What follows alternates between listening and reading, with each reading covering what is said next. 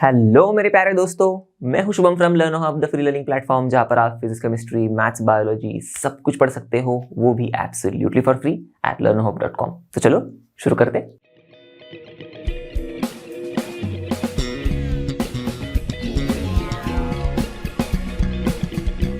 तो बच्चों, आपको पता ही है कि हम लोग करने वाले हैं आपके आईसीएससी के क्लास 8 का चैप्टर नंबर 7 आज इस वीडियो में। ओके, तो इससे पहले इस चैप्टर के कुछ टॉपिक्स हम लोगों ने पढ़ चुके हैं प्रीवियस वीडियो में, तो आपने अगर मिस किया होगा तो आप जाके बिल्कुल देख सकते हो। ओके, तो बिना टाइम वेस्ट किए शुरू करते हैं एंड लेट्स रॉक।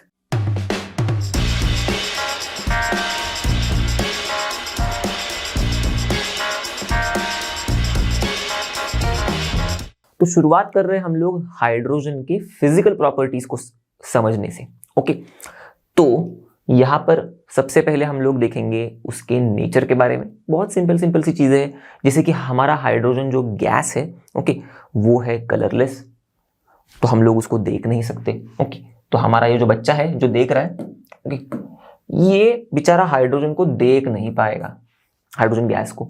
फिर उसी के जैसे ही हाइड्रोजन ओडरलेस भी है, तो सूंघ भी नहीं पाएगा हमारा बच्चा, करेक्ट, ठीक है। और हाइड्रोजन गैस टेस्टलेस भी है, तो उसकी कोई टेस्ट भी नहीं है। ओके, तो देखो, कलरलेस, ओडरलेस, टेस्टलेस, ठीक है। अब इसके अलावा हमारा हाइड्रोजन नॉन पॉइजनस है, तो इससे कोई हमें खतरा तो ऐसा सच कुछ है नहीं, मतलब हाइड्रोजन से सिर्फ। पर आगे देखेंगे हम लोग कि भाई हाइड्रोजन को ऐसी खुली हवा में छोड़ने के बाद क्या खतरा हो सकता है, वो हम लोग ने थोड़ा बहुत समझ भी लिया है, करेक्ट, प्रिपरेशन वाली चीज में। यहाँ पर भी आगे हम लोग थोड़ा बहुत और समझेंगे। तो ये तो एकदम बेसिक से नेचर के बारे में था उसके। दूसरा चीज आता है हाइड्रोजन के फिजिकल प्रॉपर्टीज में जो हमें समझना है, सोल्यूबिलिटी के बारे में उसकी। अब सोल्यूबिलिटी मतलब क्या, तो वो इन टर्म्स ऑफ किसके मैं बात कर रहा हूँ, सोल्यूबिलिटी की, पानी के टर्म्स में। ओके, तो पानी में कितना सोल्यूबल है ये हमें बस समझना है। ओके, इसके बारे में थोड़ी और डिटेल में जानकारी हम लोग तब लेंगे जब हम लोग अगला चैप्टर पढ़ रहे होंगे वाटर के बारे में। ओके, तब सोल्यूबिलिटी थोड़ा समझ जाएगा आपको। फिलहाल आप इतना समझ लो कि हाइड्रोजन पानी में घुलता है या नहीं घुलता। ओके, अगर घुलता है तो कितना ज्यादा घुलता है, नहीं घुलता तो मतलब कम घुलता है, तो मतलब वो बस आंसर हमें समझने हैं कि भाई हाइड्रोजन घुलता है या पानी में या फिर नहीं घुलता है। तो हमारा आंसर सिंपल सा है भाई, हाइड्रोजन पानी में थोड़ा बहुत ही घुलता है। ओके, तो इसके लिए हम लोग उसको एक टर्म बोलते हैं कि भाई हमारा हाइड्रोजन ना स्पैरिंगली सोल्यूबल है, स्पैरिंगली, थोड़ा सोल्यूबल, घुल रहा है, ठीक है। मतलब अब कितना, तो आपके लिए एक छोटा सा फैक्ट का भी एक हिस्सा है। तो अगर मैंने सपोज 1 लीटर पानी ले लिया इस बीकर में, तो इस 1 लीटर में बस 20 ml हाइड्रोजन गैस ही घुल जाएगा। ओके, तो 20 ml of hydrogen in 1 litre of water. अब कब, eight normal temperature and pressure पर, जैसे कि रूम टेम्परेचर और प्रेशर पर मैंने रखा। ओके, ऑर्डिनरी टेम्परेचर जो हमारा होता है 25 डिग्री सेल्सियस, प्रेशर हमारा 1 एटमोस्फेयर, इस नॉर्मल टेम्परेचर पर, मतलब जैसे कि मैंने अगर यहाँ पर यहीं पर मैं जब खड़ा हूं या फिर आप घर पे देख रहे हो, इसी टेम्परेचर और प्रेशर पर मैंने 1 लीटर पानी लिया, तो उसमें सिर्फ 20 ml हाइड्रोजन गैस ही घुलेगा। तो देखो, 1 लीटर पानी में 20 ml हाइड्रोजन, बहुत कम, करेक्ट, वही तो मैं बात बताना था आपको, ठीक है। इसके अलावा भी अब कुछ और प्रॉपर्टीज जैसे कि हम लोग को देखनी है, वो है लिक्विफैक्शन और डेंसिटी। अब लिक्विफैक्शन मतलब, और आसान भाषा में समझा देता हूं मैं आपको, हाइड्रोजन हमारा गैस फॉर्म में है, करेक्ट, तो हम लोग उसको लिक्विफाई कर सकते हैं। ओके, गैसेस को हम लोग लिक्विफाई कर सकते हैं, कैसे, हम लोग ने पढ़ा था ना, कॉम्प्रेस करके, करेक्ट।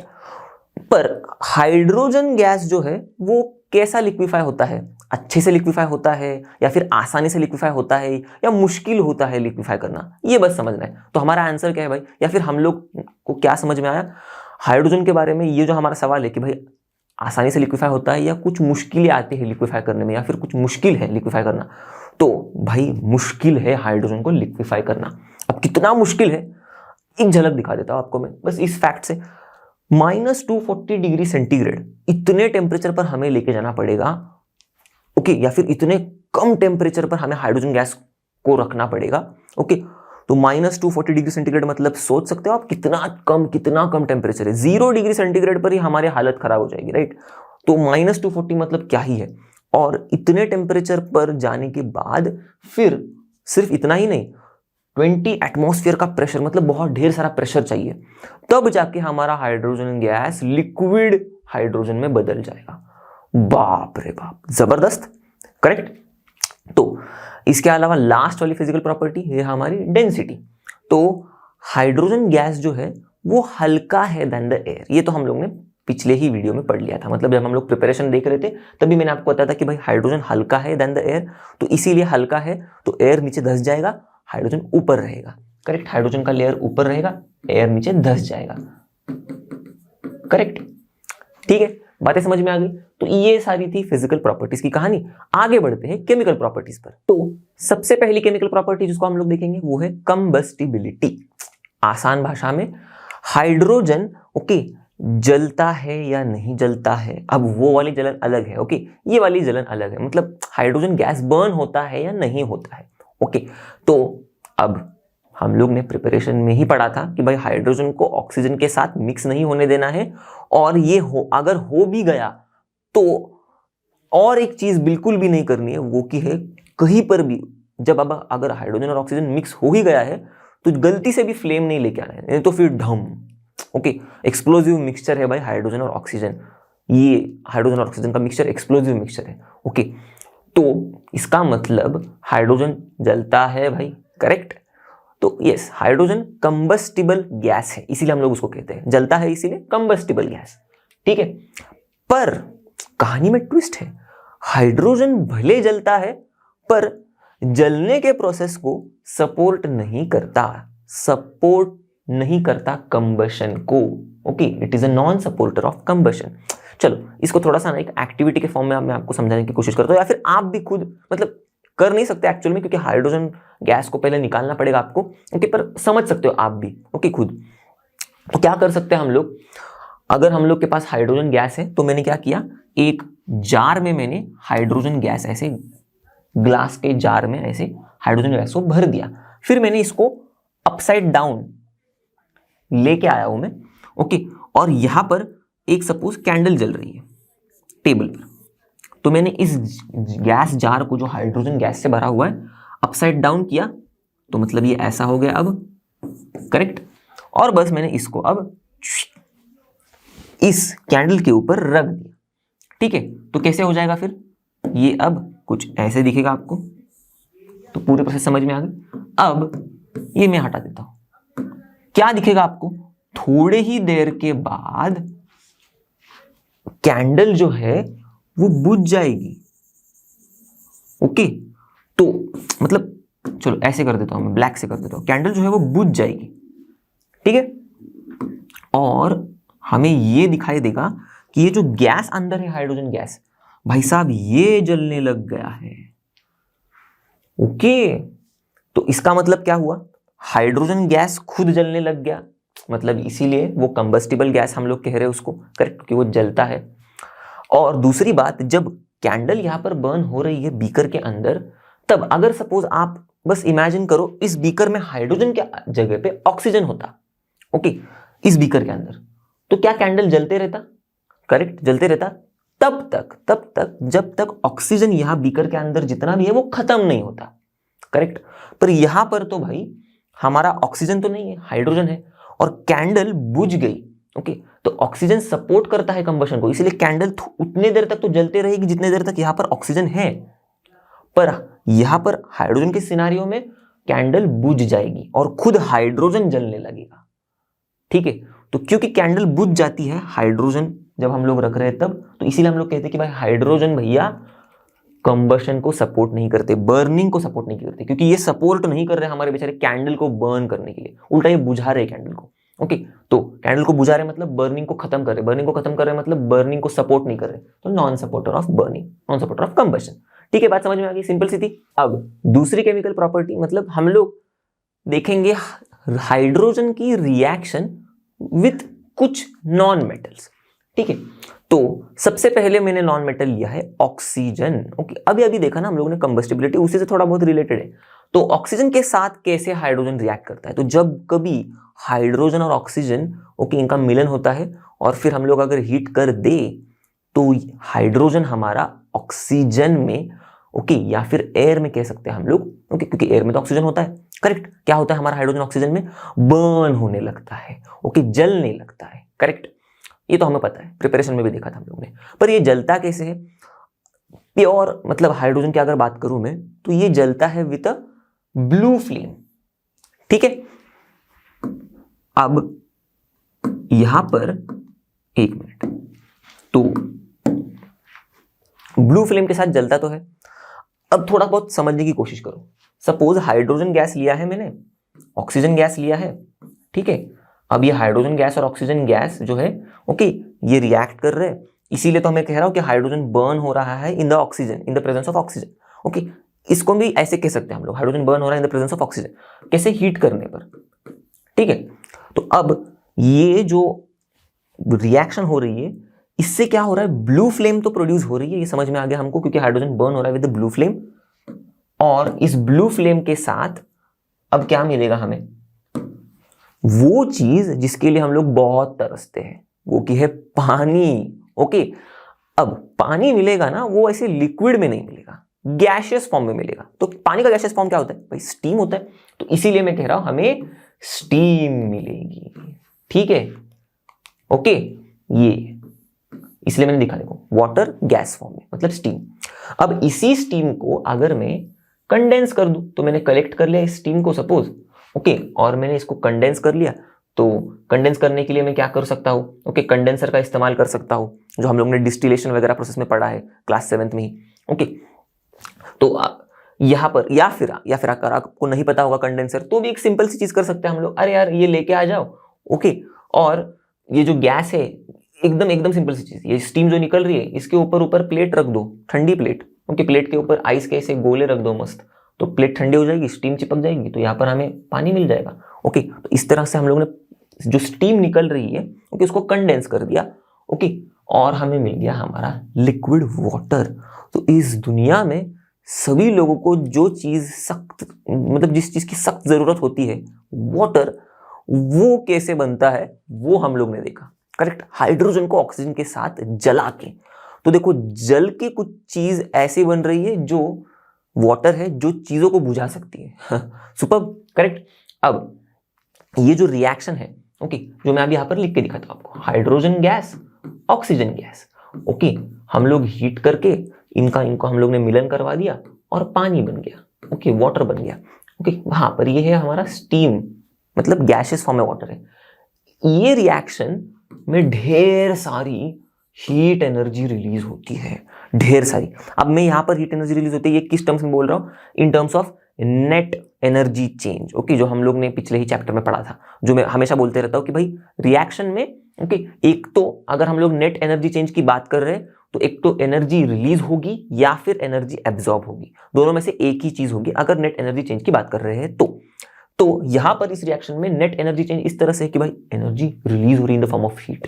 तो इसका मतलब क्या हुआ बताओ मुझे, ये कौन सा टाइप का रिएक्शन है, आप ही बताओगे। ओके, चलो, तो आई होप अपने आंसर भी दिया होगा। ओके, पॉज कर सकते हो आप जब मैं बोल रहा हूं तब, क्योंकि आपको तो पता है मैं अब आंसर तो बताता ही, हमेशा मैं आंसर तो बताऊंगा ही, क्योंकि वो आपके लिए भी अच्छा होगा।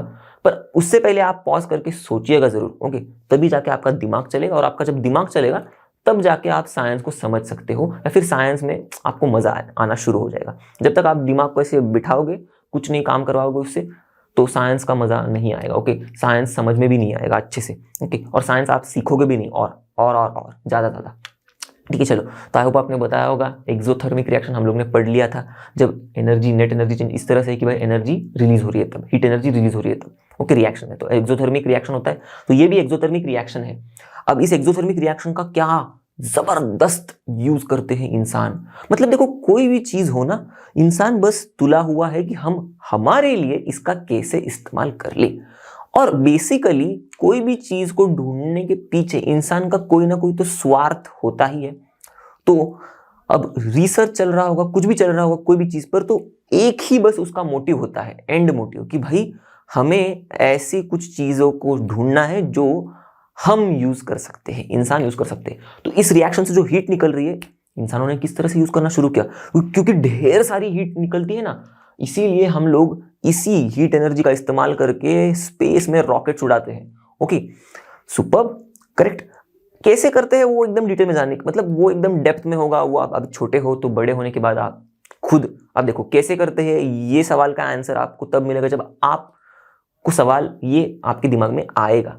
तो साइंस में सवाल आने चाहिए। तो कैसे करते हैं, आपको अगर ये सवाल आ गया होगा तो आप ढूंढ सकते हो, कई सारे चीज मतलब गूगल पर वगैरह वगैरह मिल जाएगा आपको, कहीं ना कहीं तो अच्छे से दिया होगा कैसे यूज करते हैं। ठीक है, तो यहाँ पर इस तरह से ही कुछ बेसिक आइडिया मैं बता देता हूँ कि भाई हाइड्रोजन और ऑक्सीजन को ये रिएक्ट करने देते हैं, और जो रिएक्शन होने के बाद जो हीट एनर्जी निकलती है ना, इसी हीट एनर्जी का इस्तेमाल करके रॉकेट्स प्रोपेल होते हैं, रॉकेट्स स्पेस में उड़ते हैं। ओके, इसके अलावा अब तक तो आपको ये बात एकदम दिमाग में फिट हो गई होगी कि भाई हाइड्रोजन और ऑक्सीजन का मिक्सचर डेंजरस है, क्योंकि गलती से भी फ्लेम अगर पास में आ गई, अगर हीट मिल गई कहीं ना कहीं से, तो हाइड्रोजन ऑक्सीजन रिएक्ट होंगे और बहुत ज्यादा अमाउंट में एनर्जी निकलेगी, तो क्या होगा, धूम, एक्सप्लोजन हो जाएगा। करेक्ट, ये हमें नहीं चाहिए। ओके, तो बस इतनी सी बात है कि हाइड्रोजन ऑक्सीजन मिक्सचर से भाई एक्सप्लोजन हो सकता है, तो ऐसी समझ लो, इसको डेटोनेटिंग मिक्सचर बोलते हैं। ओके, एक्सप्लोसिव मिक्सचर इसीलिए डेटोनेटिंग मिक्सचर। डेटोनेटर्स वगैरह आपने सुना होगा, तो डेटोनेटर्स वही होते हैं ना, ढम फूट जाते हैं वो सब बॉम्ब्स वगैरह, तो वैसे ही एक्सप्लोजन टाइप कुछ चीज होगी, इसलिए इसको भी डेटोनेटिंग मिक्सचर कहते हैं। और अब ये जो हमारा डेटोनेटिंग मिक्सचर है, अगर इसमें एयर का अमाउंट, या फिर अगर हम लोग कहें, ओके, एयर का अमाउंट मतलब क्या, जैसे हाइड्रोजन है हमारा और ऑक्सीजन है, मिक्सचर है इन दोनों का, तो इसमें अब ये ऑक्सीजन जो है वो एयर में तो ऑक्सीजन प्रेजेंट होता है 20/21%, करेक्ट। तो अगर ज्यादा अमाउंट ऑफ एयर रहेगा तो इसका मतलब ज्यादा अमाउंट ऑफ ऑक्सीजन रहेगा, ज्यादा अमाउंट ऑफ ऑक्सीजन रहेगा हाइड्रोजन के साथ, तो भाई ये लोग को तो अच्छा ही है जलने के लिए, तो ये तो एक्सप्लोजिव और बर्न, मतलब जो भी रिएक्शन होगा तो अच्छे से होगा और एक्सप्लोजिव हो जाएगा। ओके, और हीट एनर्जी निकलेगी। पर अगर सपोज आप एयर कम ही मिक्स कर दे रहे हो हाइड्रोजन में, ओके, तो एयर कम तो फिर मतलब ऑक्सीजन भी कम, करेक्ट। तो ऑक्सीजन कम, ऐसे मैं छोटा ऑक्सीजन लिखता हूं, ओके, ऑक्सीजन कम, एयर कम, इसलिए ऑक्सीजन भी कम, करेक्ट, क्योंकि एयर कम लिया तो उसमें ही ऑक्सीजन होता है, तो ऑक्सीजन भी कम ही आ गया। अब कम ऑक्सीजन के साथ जब हाइड्रोजन बर्न होगा तो एज कंपेयर टू पहला केस जिसमें ऑक्सीजन ज्यादा था, उतना ज्यादा एक्सप्लोजिव नहीं होगा हमारा रिएक्शन। ओके, तो इसीलिए कहते हैं कि भाई अगर एयर कम होगा, okay, if amount of air या फिर ऑक्सीजन इज लेस, तो भाई लेस डेंजरस होता है हमारा ये मिक्सचर, क्योंकि उतना ज्यादा एक्सप्लोजिव नहीं है हमारा मिक्सचर। बात समझ में आ गई, क्लियर हो गई बात कि भाई कैसे हाइड्रोजन ऑक्सीजन के साथ रिएक्ट करता है और वो चीज देता है जो हमें बहुत बहुत बहुत जरूरी है, वाटर। चलो, तो अब हमारे हाइड्रोजन का रिएक्शन क्लोरीन के साथ देखते हैं। ओके, तो क्लोरीन मतलब ऐसे एग्जिस्ट करता है क्लोरीन गैस के फॉर्म में, जैसे हमारा ऑक्सीजन गैस के फॉर्म में एग्जिस्ट करता है O2 में, वैसे हमारा क्लोरीन Cl2 में एग्जिस्ट करता है क्लोरीन गैस के फॉर्म में। अब ये क्लोरीन गैस कैसा होता है भाई, ग्रीनिश येलो गैस होता है। ठीक है, ये तो फैक्ट वाली चीज थी, एकदम सिंपल सी। अब हाइड्रोजन क्लोरीन गैस के साथ कैसे रिएक्ट करता है और रिएक्ट करके क्या देता है, तो देखो, प्रोडक्ट बहुत जरूरी होता है समझना, मतलब याद रखना या फिर पता होना। तो हाइड्रोजन हमको पता है, अब क्लोरीन गैस के साथ रिएक्ट करके क्या देगा ये मैं बता रहा हूं आपको, देगा वो हाइड्रोजन क्लोराइड गैस। अब ये जो हाइड्रोजन क्लोराइड गैस है वो कलरलेस है, इसका कोई कलर बिलर नहीं है। ओके, तो इस रिएक्शन को अगर हम लोग लिखना चाहे तो कैसे लिख सकते हैं, सिंपल है भाई, देखो हाइड्रोजन लिया, ओके, गैस है, ये भी क्लोरीन लिया, ये भी गैस है। रिएक्शन लिखते समय हमें पता है कि रिएक्शन जब लिखते हैं तो हमें स्टेबल फॉर्म्स लिखने हैं रिएक्टेंट्स और प्रोडक्ट्स के, तो यही स्टेबल फॉर्म्स है हाइड्रोजन और क्लोरीन के। H+Cl मत लिख देना कभी गलती से, क्योंकि हाइड्रोजन H में एग्जिस्ट नहीं करता, ना ही क्लोरीन Cl में एग्जिस्ट करता है। ओके, मतलब हाइड्रोजन सिर्फ हाइड्रोजन एटम के फॉर्म में एग्जिस्ट नहीं करता और क्लोरीन सिर्फ क्लोरीन के एटम के फॉर्म में एग्जिस्ट नहीं करता। हाइड्रोजन तो एग्जिस्ट करता है as a hydrogen molecule, H2 molecule, chlorine exist करता है एज अ Cl2 मॉलिक्यूल। तो ये चीजें आपको आहिस्ते आहिस्ते पता चल जाएगी। ओके, ये तो अभी चीज पता चल गई, जैसे जैसे रिएक्शंस देखोगे वैसे वैसे पता चलते चले जाएगा आपको। ओके, चलो, तो हाइड्रोजन और क्लोरीन का रिएक्शन देगा हमें hydrogen chloride gas. Okay, HCl, मैं यहाँ पर आपके रेफरेंस के लिए लिख रहा हूँ गैस, आपको जरूरी नहीं है रिएक्शन लिखते समय भी कि गैस या फिर सॉलिड लिखना। ओके, एग्जाम्स में अगर आपसे रिएक्शन पूछा गया तो जरूरी नहीं है आपको स्टेट्स लिखने हैं। ओके, फाइन, अगर आपके स्कूल वगैरह में बोलते हैं कि भाई स्टेट्स लिखने हैं कुछ प्रोडक्ट्स के, तो फिर आप वो फॉलो कर लो, ठीक है। पर एज यूजुअल कोई भी अगर रिएक्शन हम लोग लिखते हैं, अगर किसी ने भी पूछा नॉर्मली, तो हमें स्टेट्स लिखने की जरूरत नहीं है, हमें पता होना चाहिए बस नॉर्मली कि भाई स्टेट्स कौन से स्टेट में होगा, वो तो हमें बात समझ में आएगी जब हम लोग रिएक्शन को समझते हैं। तो यहाँ पर देखो, रिएक्शन को समझना मतलब क्या है, हाइड्रोजन और क्लोरीन गैस रिएक्ट कर रहे हैं और हाइड्रोजन क्लोराइड गैस बना रहे हैं। ये तो ग्रीनिश येलो गैस है, ये कलरलेस गैस है, फैक्ट वाली चीज। इसको आप बैलेंस कर दो, ठीक है, सिंपल सा है, 2 हाइड्रोजन 2 क्लोरीन, तो यहाँ पर 2 हाइड्रोजन 2 क्लोरीन। ओके, तो अब जब मैं अगर बीच में छोड़ दूं कोई रिएक्शन बैलेंस करना, जैसे कि पिछला रिएक्शन मैंने वाटर का बैलेंस नहीं किया था, तो आप खुद करना है आपको।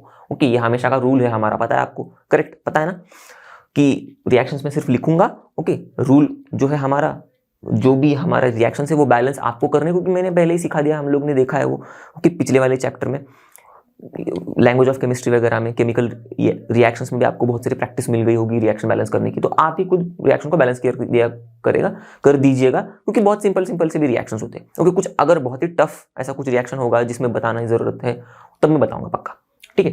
तो ये ऐसे हाइड्रोजन क्लोराइड गैस देता है। अब यहाँ पर एक चीज इंपॉर्टेंट है, ये हाइड्रोजन और क्लोरीन जो है एवे ही नहीं रिएक्ट करते, इसको एक चीज चाहिए, डिफ्यूज्ड सनलाइट चाहिए। तो आप कहोगे सर ये डिफ्यूज्ड सनलाइट क्या होता है? सनलाइट तो हमको पता है, ये डिफ्यूज्ड क्या होता है? ओके, यहाँ पर मैं लिख देता हूँ, देखो ऊपर ये रिएक्शन जो हो रही है in the presence of diffused sunlight हो रही है। ओके, मैं हाफ शॉर्टकट में लिख रहा हूँ। अब डिफ्यूज सनलाइट का मतलब समझा देता हूँ। ये डायरेक्ट सनलाइट है, मस्त सन हंसता खेल रहा है, हमको सनलाइट दे रहा है डायरेक्ट। तो ये जो डायरेक्ट सनलाइट है, अगर हम लोग इसको, इस लाइट को ऐसे स्कैटर करवा दें, ओके, अलग अलग डायरेक्शंस में, तो ये जो स्कैटर्ड होने के बाद वाली लाइट है ना, इसी को हम लोग डिफ्यूज्ड सनलाइट कहते हैं। अब स्कैटर कैसे कर सकते हैं सर इसको? आपके दिमाग में अगर क्वेश्चन आ गया होगा तो चलो बता देता हूँ। ये तो नेचुरली भी होता है, हमारे क्लाउड्स ही जो है ना, यही सनलाइट को, डायरेक्ट सनलाइट को डिफ्यूज कर देते हैं नेचुरली भी। आर्टिफिशियली करना है तो भी हमारे पास कुछ इंस्ट्रूमेंट भी होते हैं जिससे हम लोग कर सकते हैं। ओके, कोई बात नहीं। तो अब यहाँ पर ऐसे डिफ्यूज सनलाइट पड़ने की जरूरत है हमारे हाइड्रोजन और क्लोरीन गैस के ऊपर, तब जाके यह हाइड्रोजन क्लोराइड गैस बनेगा। तो आप कहोगे सर अगर मैं डायरेक्ट सनलाइट डाल दूं तो? वो भी कर सकता हूं ना मैं, पर क्यों नहीं डायरेक्ट सनलाइट डालना है सर? इसीलिए नहीं डालना है क्योंकि डायरेक्ट सनलाइट अगर आप डालोगे हाइड्रोजन और क्लोरीन गैस पर तो रिएक्शन है भाई, ये जो रिएक्शन होगा ये एक्सप्लोजिव होगा, धूम। तो हमें तो भाई हाइड्रोजन क्लोराइड गैस से मतलब है, वो भी सेफ एंड साउंड मैनर में हमें ये गैस चाहिए। हमें कोई भी प्रॉब्लम नहीं चाहिए, करेक्ट, हमारे काम में। अगर ये एक्सप्लोजन हो गया तो हम भी उड़ गए, लैब भी उड़ जाएगी। ओके, तो ये नहीं चाहिए हमें, इसीलिए हम लोग डायरेक्ट सनलाइट में रिएक्शन नहीं करवाते। सिंपल हो गई बात, क्लियर? चलो अगला हमें देख रहा है, हमारा वेट कर रहा है, और वो कौन सा है? वो है हमारा अगला नॉन मेटल। ओके, तो मैं मजाक में बोल रहा हूँ उसको पकड़ा, जो कि हाइड्रोजन के साथ रिएक्ट करने वाला है, वो है नाइट्रोजन। ओके, अब ये नाइट्रोजन हाइड्रोजन के साथ कैसे रिएक्ट करता है? सबसे पहले प्रोडक्ट क्या बनता है हाइड्रोजन और नाइट्रोजन के रिएक्ट करने पर? ओके, तो यहां पर लिख देता हूं मैं, चलो, हाइड्रोजन और नाइट्रोजन के रिएक्ट करने पर मुझे प्रोडक्ट मिलता है ये अमोनिया। ओके, आपको पता होगा, हम लोग ने देखा भी है इससे पहले भी। अब ये अमोनिया गैस हमें एज अ प्रोडक्ट मिलता है। हाइड्रोजन गैस और नाइट्रोजन गैस, ये दो गैसेस रिएक्ट करने पर अमोनिया गैस मिलता है। पर ये रिएक्शन हम लोग करते हैं ना, तब कुछ कंडीशंस हमें मेंटेन करनी पड़ती है, जैसे कि ओके, हमें 450 डिग्री सेल्सियस के आसपास का तापमान चाहिए। फिर प्रेशर की भी कुछ रिक्वायरमेंट होती है, 200 एटमॉस्फेयर से ज्यादा प्रेशर हमें चाहिए भाई। देखो यहाँ पर होगा 200 एटमॉस्फेयर से ज्यादा, तो प्रेशर ग्रेटर देन, ऐसे में लिख देता हूँ, greater than, okay, pressure should be greater than 200 atmosphere. और हमारी क्या ही रिक्वायरमेंट्स है? ओके, हमें चाहिए iron as a catalyst. Okay, मैं इसे सी लिख दे रहा हूँ। ओके, फाइनली डिवाइडेड आयरन, एकदम टुकड़ा टुकड़ा। और हमें चाहिए मॉलिब्डिनम एज अ प्रोमोटर। ठीक है, तो देखो सारे कंडीशंस हो गए। अमोनिया गैस बन रहा है 450 degree Celsius temperature, greater than ये, finally divided catalyst, molybdenum promoter. Okay, अब ये सब करने के बाद जो रिएक्शन होती है, हमने पता पड़ा है ये रिवर्सिबल होती है, क्योंकि इरिवर्सिबल नहीं होती। तो हमें जो भी रिएक्टेंट से प्रोडक्ट्स बन रहे हैं, वो फिर से, जो हमारा प्रोडक्ट है वो फिर से रिएक्टेंट में बदल सकता है। ओके, प्रोवाइडेड हमें कंडीशंस अलग करनी पड़ेंगी। पर जब ये ऐसी रिएक्शन होती है, जब हमें अमोनिया मिलता है हाइड्रोजन और नाइट्रोजन के मिलन से, तब इन दोनों के मिलन से जब अमोनिया मिलता है, तब हमें ढेर सारी हीट भी मिलती है। तो आपको शायद याद होगा, मैंने बताया था ये एक्सोथर्मिक रिएक्शन का एग्जाम्पल है। ओके, इससे हम लोग ने भी समझा था कि यही हीट का इस्तेमाल करके, ओके, फिर से हाइड्रोजन और नाइट्रोजन, ओके, मतलब यही हीट का इस्तेमाल किया जाता है इतना टेम्परेचर मेंटेन करने के लिए। ओके, तो हम लोग अगर एक बार रिएक्शन शुरू हो जाए, उसके बाद हम लोग हीट करना बंद भी कर दे, तो भी रिएक्शन होते ही रहेगा, प्रोवाइडेड हम लोग बाकी के कंडीशंस मेंटेन कर ले। ठीक है, चलो, तो ये एक्सोथर्मिक रिएक्शन है, समझ में आ गई बात? तो इतना ही था, हमें मिलेगा हाइड्रोजन और नाइट्रोजन की रिएक्शन होने पर अमोनिया। अब इसके बारे में ढेर सारी इंफॉर्मेशन जो है, या फिर आपको अगर समझना होगा तो हम लोग क्लास 10th में भी अमोनिया का प्रोडक्शन समझने वाले हैं, तो तब भी आपको समझ में आ जाएगा। ओके, अगर आप ज्यादा क्यूरियस हो तो आप देख सकते हो।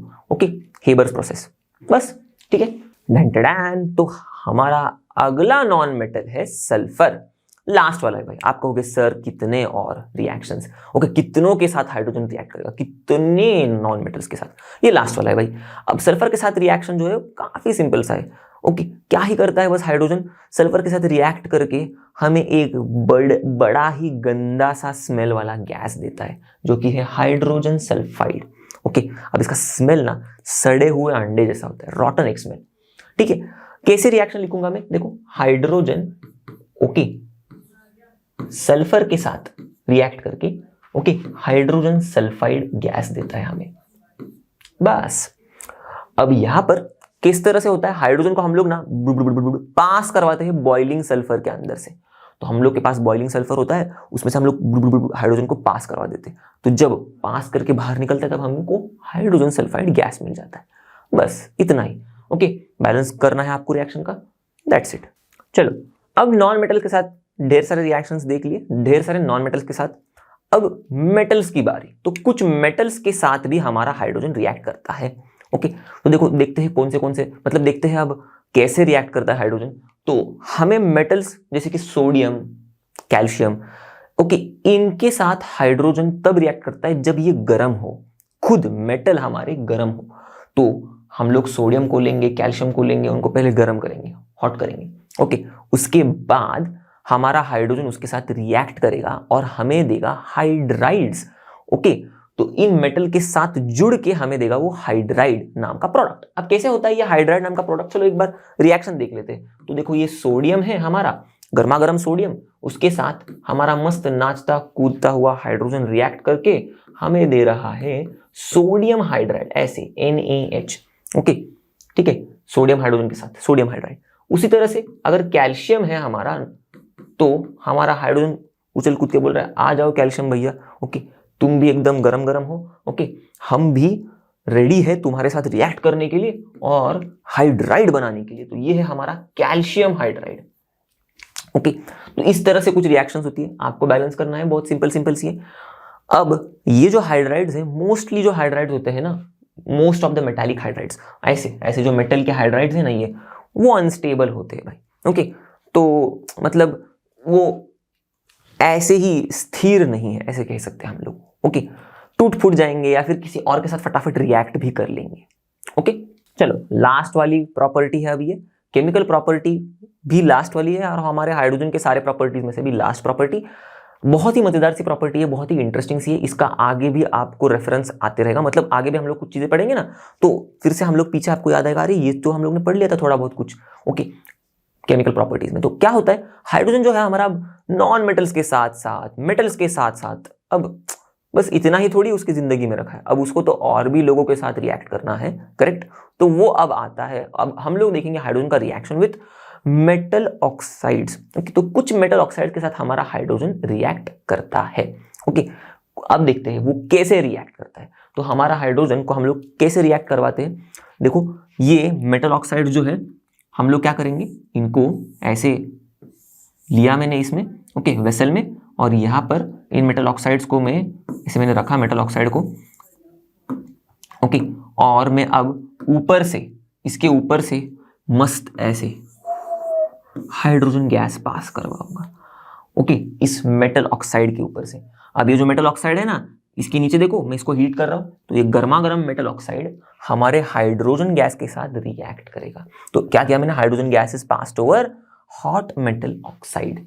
ओके ठीक है, hydrogen is passed over hot metallic oxides. अब कौन से मेटालिक ऑक्साइड्स, ओके तो जैसे कि कॉपर का ऑक्साइड, लेड का ऑक्साइड, ओके जैसे कि CuO, PbO, इनके ऊपर से ओके ठीक है। तो यहां पर लिख देता हूं CuO या फिर PbO। अब होता क्या है, मिलता क्या है हमें, हाइड्रोजन के इसके साथ कुछ मेल मिलाव से हमें मिलता है मेटल और हमारा स्टीम। ओके किस तरह से, देखो ये ऐसे हाइड्रोजन गैस पास होते होते जाएगा, तो यहां पर ये जो मेटालिक ऑक्साइड है ये बदलेगा इनटू मेटल। ओके देखो ये मेटालिक ऑक्साइड यहां पर लिख देता हूं, इसका आगे भी आएगा जिक्र, इसीलिए तो ये मेटालिक ऑक्साइड बदलेगा इनटू मेटल, और ये जो हाइड्रोजन गैस है ओके ये हो जाएगा वाटर में कन्वर्ट। ओके, अब ये जो वाटर है वो गैसेस फॉर्म में है, स्टीम है, तो इसलिए हम लोग स्टीम कहते हैं। तो देखो मेटल और स्टीम मिलेगी। चलो अब मैं एक रिएक्शन लिख के दिखा देता हूँ एक मेटेलिक ऑक्साइड को लेके, तब आपको थोड़ा और क्लैरिटी आ जाएगी। ओके, थोड़ा और अच्छे से समझ में आ जाएगा। तो देखो जैसे मैंने कॉपर ऑक्साइड सपोज इसमें लिया था, मैंने इसको मस्त गरम गरम कर दिया, उसके बाद मैंने हाइड्रोजन गैस को पास करवा दिया ऊपर से, देखो हाइड्रोजन गैस पास करवा दिया, तो इसने क्या किया, हमें प्रोडक्ट्स में क्या मिल रहा है, ओके, मेटल और स्टीम मिल रहा है हमें। तो ये कॉपर जो है ये हमें मिल रहा है और H2O स्टीम हमें मिल रही है, मतलब जो वाटर है वो गैसेस फॉर्म में, इसीलिए स्टीम हमें मिल रही है। ओके, इसी तरह से अगर आप लेड ऑक्साइड का भी रिएक्शन लिखोगे तो एग्जैक्टली सेम होगा, बस कॉपर के जगह पे लेड लिख देना। ओके, तो ऐसे लेड ऑक्साइड ये भी जब हाइड्रोजन के साथ रिएक्ट करेगा, ओके, तो क्या होगा, हमारा मेटल और स्टीम बनेगा। तो देखो मेटल और स्टीम बन रहा है। ठीक है, बात समझ में आ गई। तो इसका मतलब हो क्या रहा है, हम लोग हाइड्रोजन का इस्तेमाल करके मेटल्स को उनके, मतलब ये जो मेटल है जो उसके मेटल ऑक्साइड में फंसा हुआ है उसको हम लोग मुक्ति दे रहे हैं, आजादी दे रहे हैं, एक्सट्रैक्ट कर रहे हैं उसको। ओके, निकाल रहे हैं मेटालिक ऑक्साइड में से मेटल को निकाल रहे हैं। देखो मेटालिक ऑक्साइड में से मेटल को निकाल रहे हैं बाय यूजिंग हाइड्रोजन। आएगा आगे, ये तो एक यूज ही है हाइड्रोजन का। ओके, अभी मैंने थोड़ा बहुत आपको आइडिया दे दिया।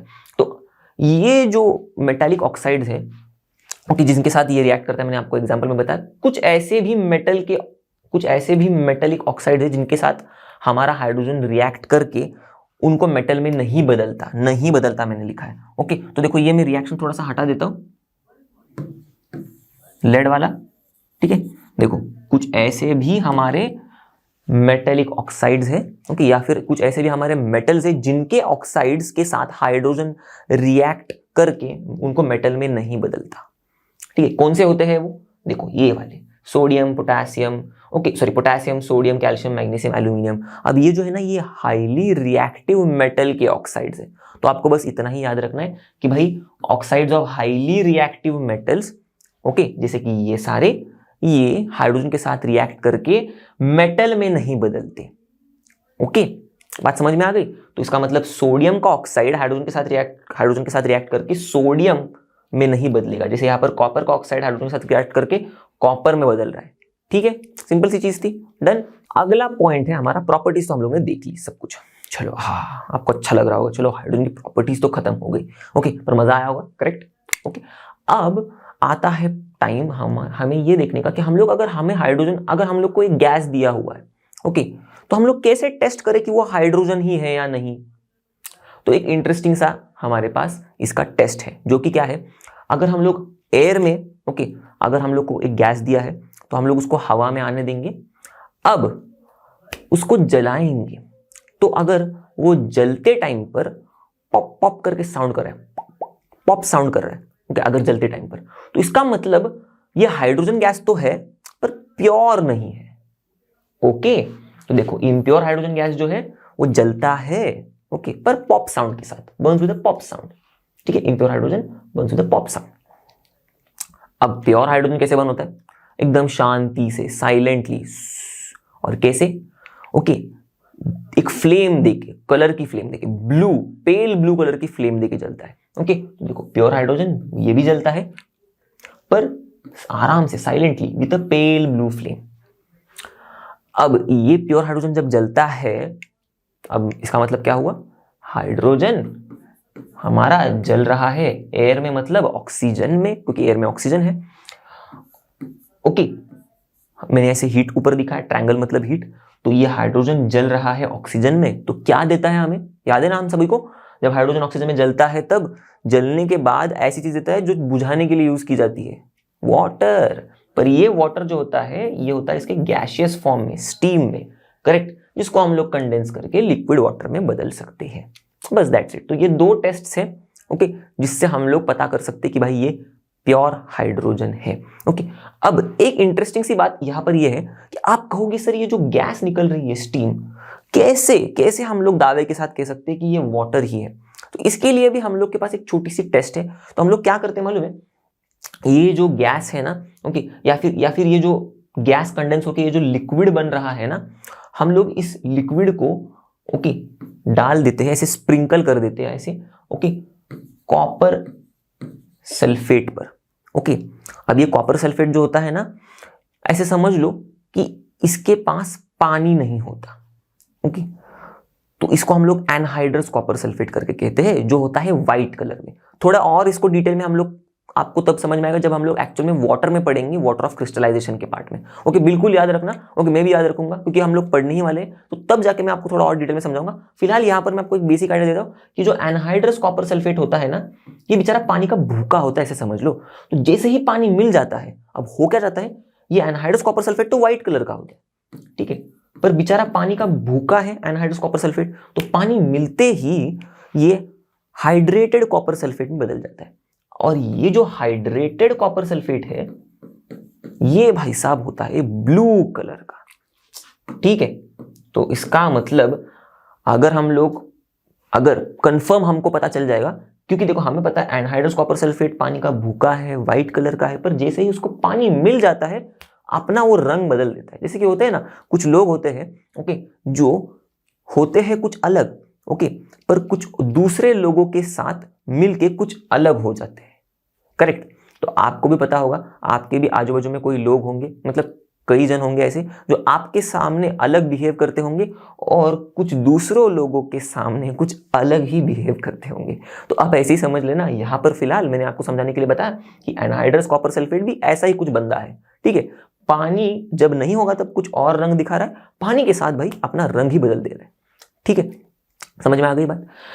अब ये तो बात थी भाई, ये तो कहानी थी पूरी टेस्ट के बारे में। आगे हम लोग देखेंगे हाइड्रोजन के यूजेस। ओके बच्चों, तो अब यूजेस में काफी बेहतरीन यूजेस है हमारे हाइड्रोजन के। तो शुरुआत कर रहे हैं हम लोग। सबसे पहला यूज हमारा, हम लोग हाइड्रोजन को यूज करते हैं to cut metals, to weld metals. सोचो, मतलब हाइड्रोजन गैस को हम लोग कैसे यूज कर रहे हैं, मेटल्स को कट करने के लिए। वाह सुपर, मतलब एक गैस का इस्तेमाल हो रहा है किसी सॉलिड चीज को कट करने के लिए। और अब ये जो होगा ना वेल्ड मेटल्स या फिर वेल्डिंग, आपके दिमाग में आएगा ये सर होता क्या है। अब कटिंग मेटल्स तो समझ में आ गया, वेल्डिंग मतलब कुछ ऐसा प्रोसेस होता है, आपने देखा होगा कई बार, ओके, ऐसे कुछ मास्क लिए हुए बंदे रहते हैं, ओके, जो काम कर रहे होते हैं कहीं पर ग्रिल्स, जो विंडोज की ग्रिल्स होती है बनाने के, जो भी शॉप्स वगैरह होंगे, या फिर आपने देखा होगा मोस्टली कंस्ट्रक्शन साइट्स पर भी, ओके, ऐसे बंदे जो मास्क लेके, ओके, एक हाथ में या फिर लगा हुआ रहता है, कुछ ऐसे एकदम ऐसे टॉर्च नहीं कहेंगे हम लोग, पर ऐसे फ्लेम जैसी चीज को लेके, ओके, जिससे ऐसा आवाज आते रहता है, तो उससे लेके कुछ मेटल्स को कुछ करते रहते हैं। क्या करते रहते हैं वो पास में हमें नहीं जाके देखना है, ओके, मैं अभी आपको बता देता हूँ ताकि आपको आइडिया आ जाए, मतलब ताकि समझ में आ जाएगा आपको कि वो एक्चुअल में करते क्या है वो लोग, ओके। यही मेटल्स को कट करना और मेटल्स को वेल्ड करना, यही काम करते रहते ये लोग।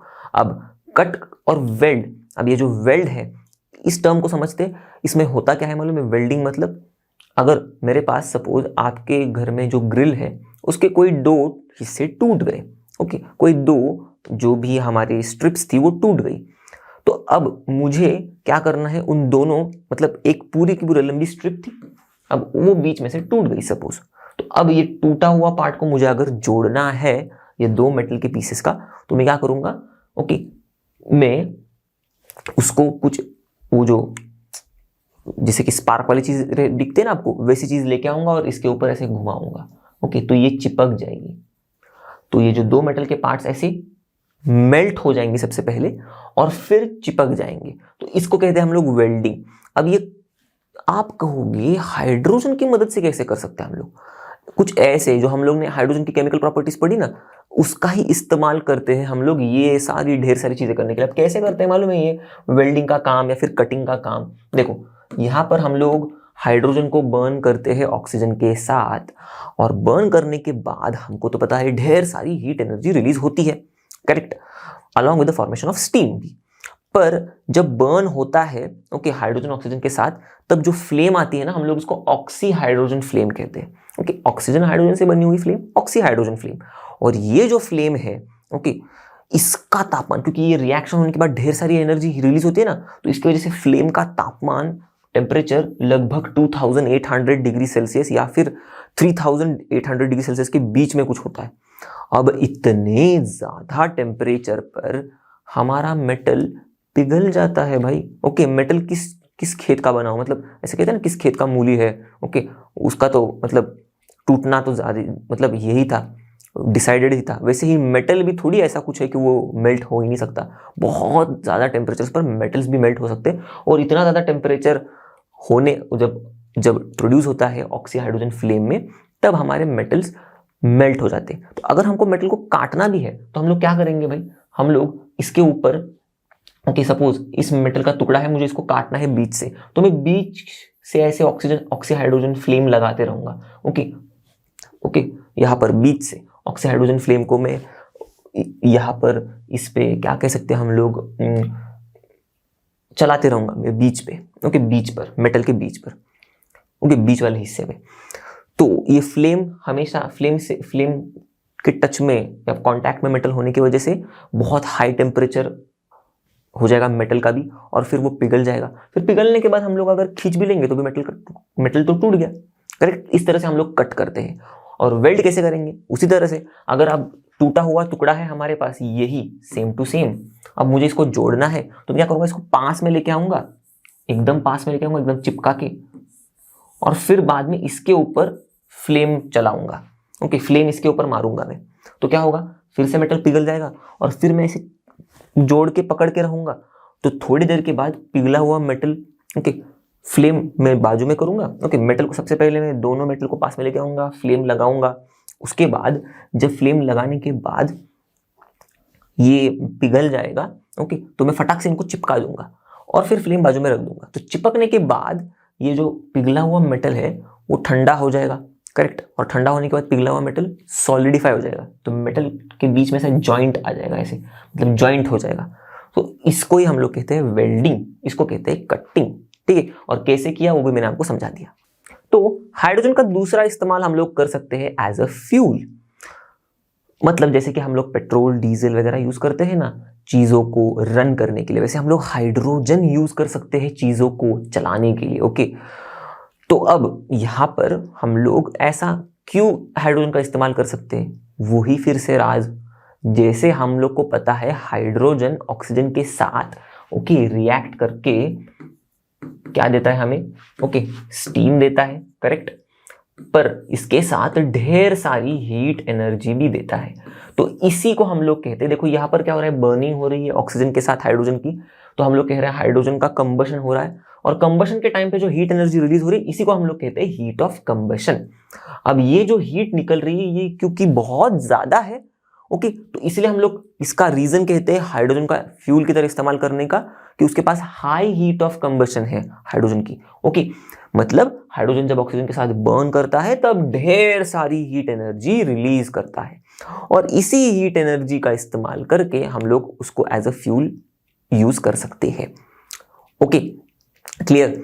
तो अब यहां पर आगे ये हाइड्रोजन जो है, ओके, अब कैसे हम लोग इसका फ्यूल में इस्तेमाल करते हैं, एक तो मैंने आपको बताया था कि भाई रॉकेट्स को उड़ाने के लिए, प्रोपेल करने के लिए। कैसे, तो देखो हाइड्रोजन ऑक्सीजन को बर्न करवा दिया, बहुत ढेर सारी हीट एनर्जी निकल रही है, तो उसके मदद से हमारे रॉकेट्स उड़ रहे हैं, ओके। तो इसके लिए लिक्विड हाइड्रोजन का इस्तेमाल किया जाता है। तो रॉकेट्स में लिक्विड हाइड्रोजन होता है, ओके, जो यूज किया जाता है to propel the rockets, rocket को उड़ाने के लिए। कैसे करते रहेंगे ये लोग, हाइड्रोजन को बर्न करवाते रहेंगे ऑक्सीजन के साथ, ताकि जो एनर्जी रिलीज होगी उसी एनर्जी के मदद से रॉकेट करके ऊपर उड़ जाएगा, ठीक है।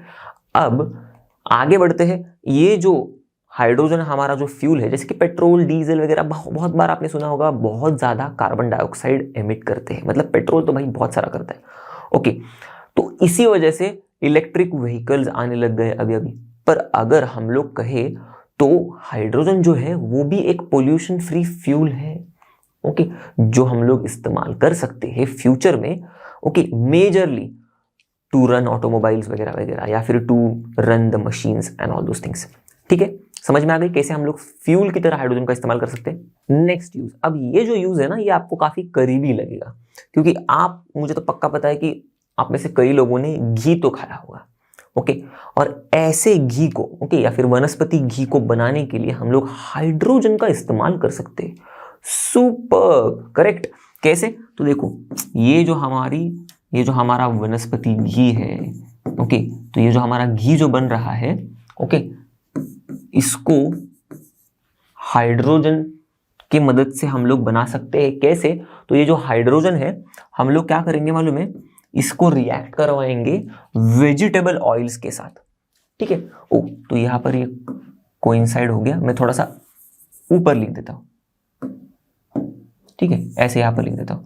हाइड्रोजन जो है, ओके, इसको हम लोग रिएक्ट करवाते हैं वेजिटेबल ऑयल्स के साथ, जैसे कि हमारा सोयाबीन ऑयल या फिर कॉटन सीड का ऑयल, ओके, और इसके साथ रिएक्ट करवा के, ओके, हम लोग घी बना देते हैं। अब रिएक्शन जब करवाते हैं ना, तो देखो यहाँ पर ना हम लोग हाइड्रोजन को ऐड करवा देते हैं, ओके, वेजिटेबल ऑयल्स में, तो इसीलिए हाइड्रोजिनेशन कहते हैं हम लोग इस प्रोसेस के लिए।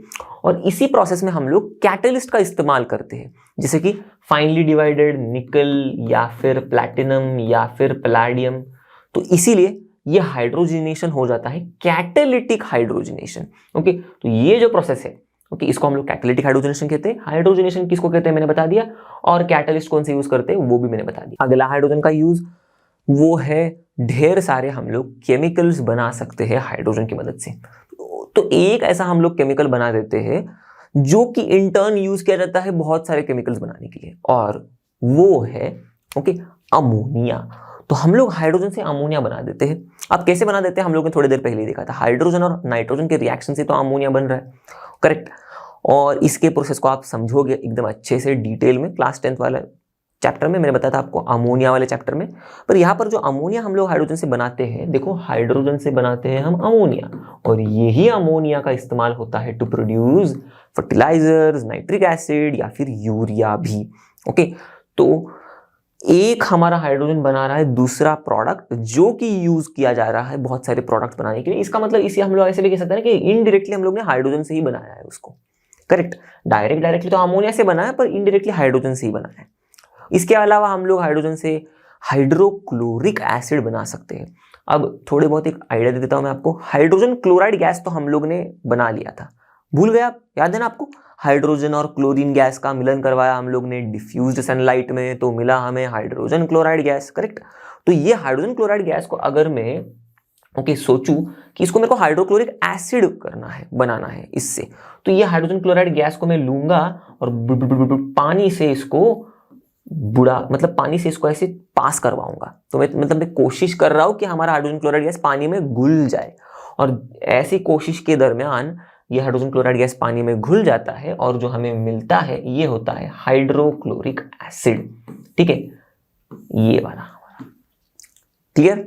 ओके। काफी बार कंफ्यूजन होते रहता है बच्चों को कि भाई ये HCl जो है ये हाइड्रोक्लोरिक एसिड करके लिखा हुआ है या हाइड्रोजन क्लोराइड गैस करके। देखो जहां पर भी HCl लिखा होगा और आगे गैस लिखा होगा तो समझ जाना ये हाइड्रोजन क्लोराइड गैस के बारे में बात चल रही है। अगर नॉर्मली सिर्फ HCl लिखा हुआ है ना, तो मोस्ट ऑफ द टाइम ये बात होती है हाइड्रोक्लोरिक एसिड की, ठीक है। पर फिर भी आपको ये सब सिंबल के बिना भी टेक्स्ट में जो भी लिखा है उससे देख के भी पता चल जाएगा, क्योंकि कोई भी रिएक्शन के लिए, मतलब कोई रिएक्शन के इसमें रिएक्टेंट्स में जो भी हमारे रिएक्शन के ऊपर टेक्स्ट में लिखा होता है कौन किससे रिएक्ट कर रहा है उसमें भी आपको पता चल जाएगा, ठीक है। इसके अलावा हाइड्रोजन का इस्तेमाल किया जाता है मेथनॉल बनाने के लिए।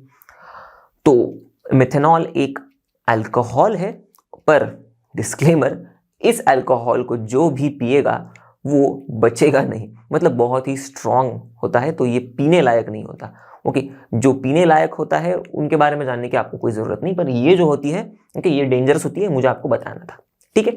अगला इस्तेमाल, अब ये जो यूज है ना, आपको थोड़ा बहुत कोरिलेट आप कर पाओगे। ये होता है हम लोग हाइड्रोजन को यूज करते हैं टू एक्सट्रैक्ट मेटल्स। तो थोड़ी ही देर पहले केमिकल प्रॉपर्टीज हम लोग पढ़ रहे थे ना, तब लास्ट वाला जो केमिकल प्रॉपर्टी था मोस्टली, जो कि था हमारा हाइड्रोजन का रिएक्शन विद मेटालिक ऑक्साइड्स, उसमें हम लोग ने देखा था कि भाई हाइड्रोजन का इस्तेमाल किया जाता है मेटल्स को एक्सट्रैक्ट करने के लिए, निकालने के लिए। थोड़े बहुत मैं आपको एक बार रिकैप करवा देता हूँ, मतलब यहाँ पर ही पीछे ही हम लोग ने किया है, देखो मैं आपको दिखा देता हूँ। देखो यहाँ पर हम लोग, देखो मैंने बताया था मेटालिक ऑक्साइड से हम लोग मेटल को एक्सट्रैक्ट कर रहे हैं, बाहर निकाल रहे हैं with the help of hydrogen, okay. तो ये जो हाइड्रोजन है इसका इस्तेमाल इस तरह किया जाता है मेटल्स को एक्सट्रैक्ट करने के लिए, पर कौन से मेटल्स को? लेस रिएक्टिव मेटल्स को, ओके, अब ये कंक्लूजन पर मैं कैसे पहुंचा, क्योंकि थोड़ी ही देर पहले हम लोग ने पढ़ा था ना कि भाई मोर रिएक्टिव या फिर हाईली रिएक्टिव मेटल्स के जो ऑक्साइड्स होते हैं, जैसे कि सोडियम का ऑक्साइड, पोटेशियम का ऑक्साइड, कैल्शियम का ऑक्साइड, मैग्नीशियम का ऑक्साइड, एल्यूमिनियम का ऑक्साइड, इन से हम लोग मेटल्स को बाहर उखाड़ के नहीं लेके आ सकते। ओके, मतलब मेटल्स को एक्सट्रैक्ट नहीं कर सकते। सोडियम के ऑक्साइड से सोडियम को बाहर नहीं निकाल सकते। तो ये हाईली रिएक्टिव मेटल्स को हाइड्रोजन एक्सट्रैक्ट नहीं कर सकता।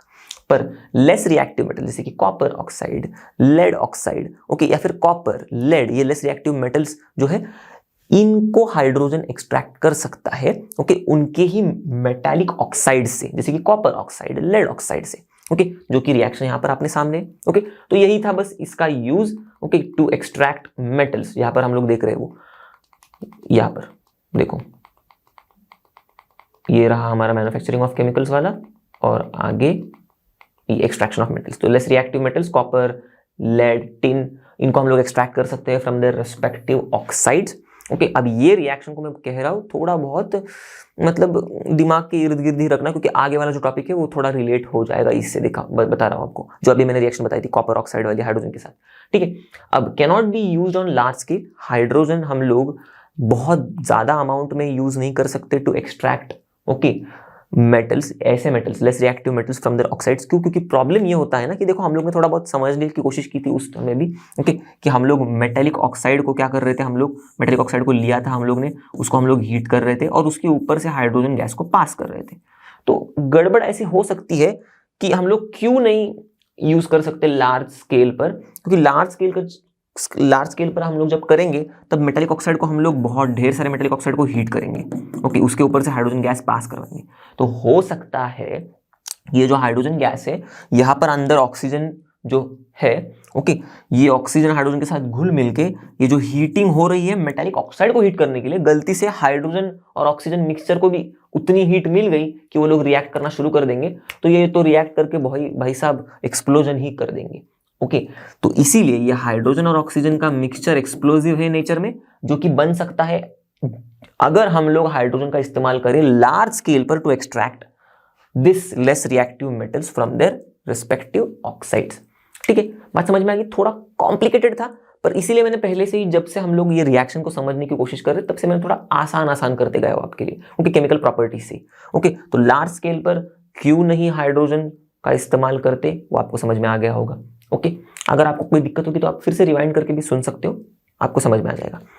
ठीक है, तो ये थे हमारे हाइड्रोजन के यूजेस। अब सबसे लास्ट वाला एक यूज बचा हुआ है, ओके, जो कि है मेटेरोलॉजिकल पर्पसेस के लिए हम लोग हाइड्रोजन का इस्तेमाल किया करते थे।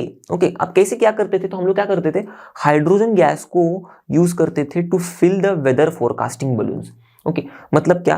तो ये जो बलून्स होते हैं ना, इनमें हम लोग मतलब ये बलून्स ऐसे समझ लो, ओके, इनमें जो इंस्ट्रूमेंट्स वगैरह है, ओके, तो इन इंस्ट्रूमेंट्स के मदद से हम लोग तापमान, टेम्परेचर, वेदर कंडीशंस, ये सारी चीज़ों का हम लोग पता लगाते थे, विंड का स्पीड वगैरह वगैरह, जो कुछ भी वेदर कंडीशंस में आता है, ओके, XYZ जो भी चीज़ें हैं, ओके, तो ये वेदर फोरकास्टिंग बलून्स के मदद से हम लोग को पता चल जाता था।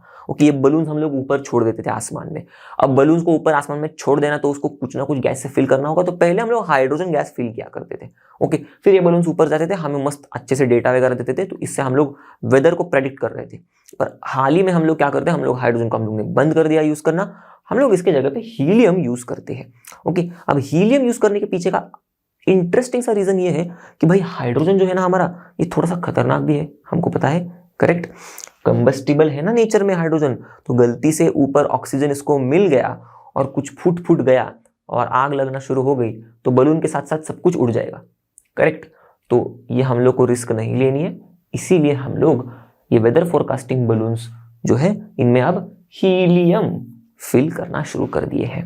तो इसी के साथ बच्चों हम लोग आए हैं इस वीडियो के एंड पर। आई होप आपको चीज़ें हम लोग ने जो भी पढ़ी इस वीडियो में वो अच्छे से समझ में आई होंगी, आपको मज़ा भी आया होगा। ओके, और जैसे कि आप सभी को पता है, लर्न हो मतलब फ्री है पर बेस्ट है। तो मिलते हैं अगले वीडियो में, तब तक के लिए पढ़ते रहना, stay tuned, bye bye and have a great day.